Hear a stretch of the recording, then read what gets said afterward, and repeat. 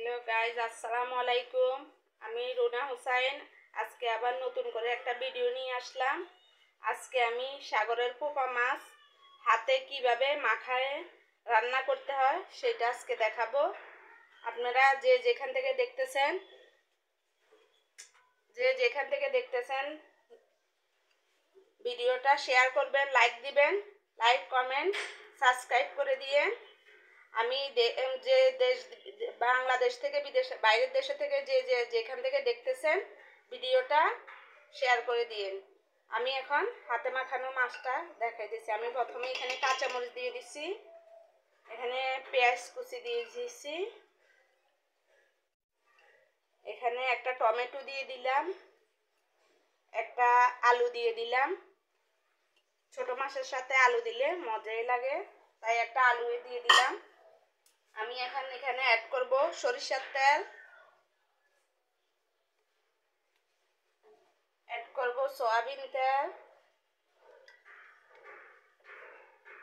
এখানে অ্যাড করব জিরের গুঁড়ো,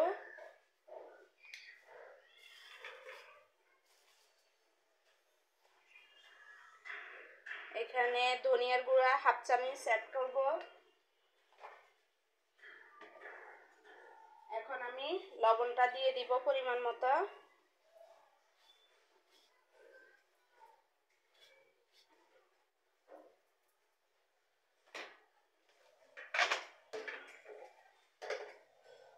আমি রসুন বাটা 1 চা চামচ, আদা বাটা 1 চা চামচ,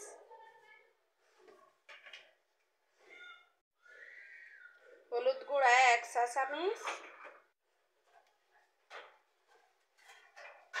মরিচের গুঁড়ো 1.5 চা চামচ দিয়ে দিতেছি। আপনারা যে ঝাল খাবেন ঝাল পরিমাণ মতো দিতে পারেন, ঝাল আবার বাড়াইও দিতে পারেন, যার যেরকম পছন্দ।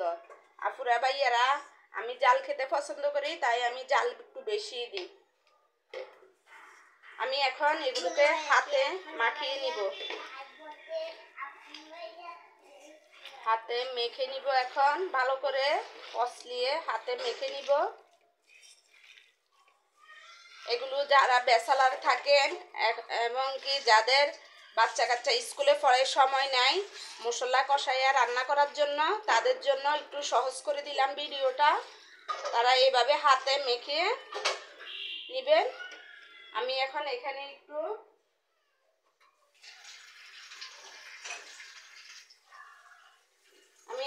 একটু পানি দিয়ে দিব।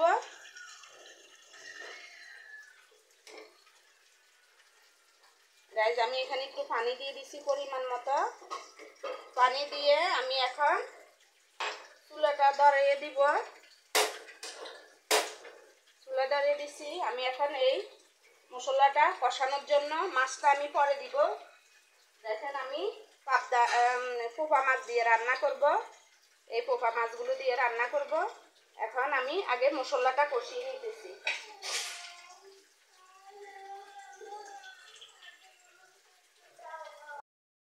আমি ঢাকনাটা দিয়ে দিতেছি 10 মিনিটের জন্য।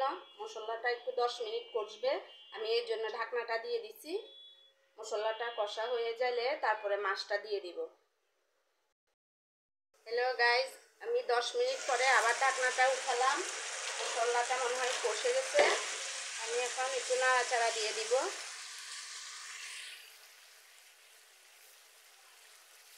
সুন্দর কালার আসছে মশলাটা। আপনারা মাছটা দেওয়ার আগে এভাবে হাতে মাখাইয়ে, আপুরা ভাইয়ারা হাতে মাখাবেন, তাহলে মজা লাগবে অনেক। হাতে মাখাইয়ে এভাবে একটু পানি দিয়ে মশলা কষিয়ে নেবেন। তারপরে এখন মাছটা দিয়ে দিব। আমি এখন এই যে মাছটা দিয়ে দিতেছি। মাছটা দিয়ে দিব।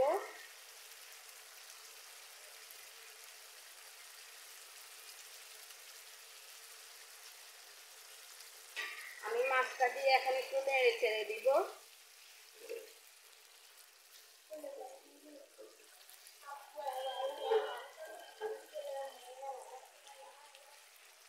মাছটা দিয়ে একটু নেড়ে ছেড়ে দিলাম।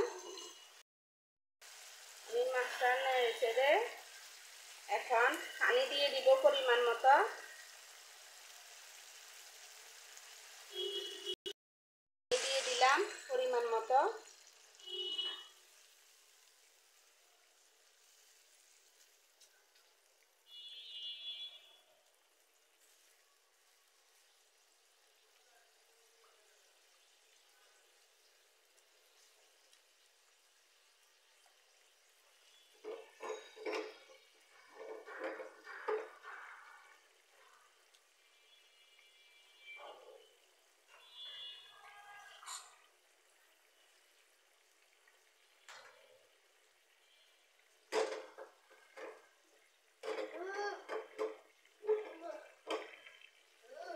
আবার 10 মিনিটের জন্য ঢাকনাটা দিয়ে রাখবো।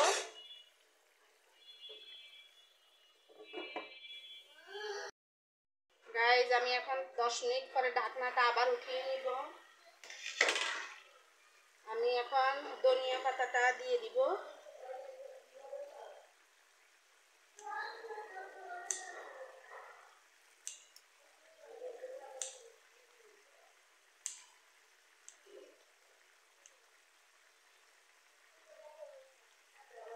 আমি ধনিয়া পাতাটা দিয়ে দিলাম। ছোট মাছ রান্না করলে বারবার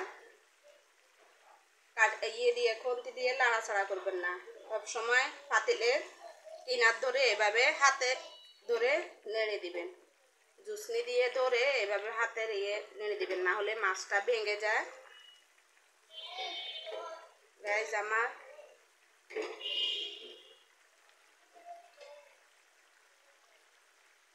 দেখেন গাইজ কত লোভনীয় হয়েছে আমার মাছ ভুনাটা। হাতে আপনারা যতই মশলা কষাই রান্না করেন, কিন্তু হাতের এইভাবে মাখানো সরিষার তেল, সয়াবিন তেল, মশলা দিয়ে হাতে এইভাবে মাখানো মাছটা অনেক টেস্টি হয়, মজা হয়। আপনারা যে যেখান থেকে দেখছেন আমার ভিডিওটা লাইক কমেন্ট শেয়ার করে দিয়েন, সাবস্ক্রাইব করে দিয়েন। দেশের বাইরে থেকে যে যেখান থেকে দেখছেন ভিডিওটা লাইক করে দিবেন, সাবস্ক্রাইব করে দিবেন। আপুরা ভাইয়ারা, আজকের মতো এখানে ভিডিওটা শেষ করলাম। আল্লাহ হাফেজ।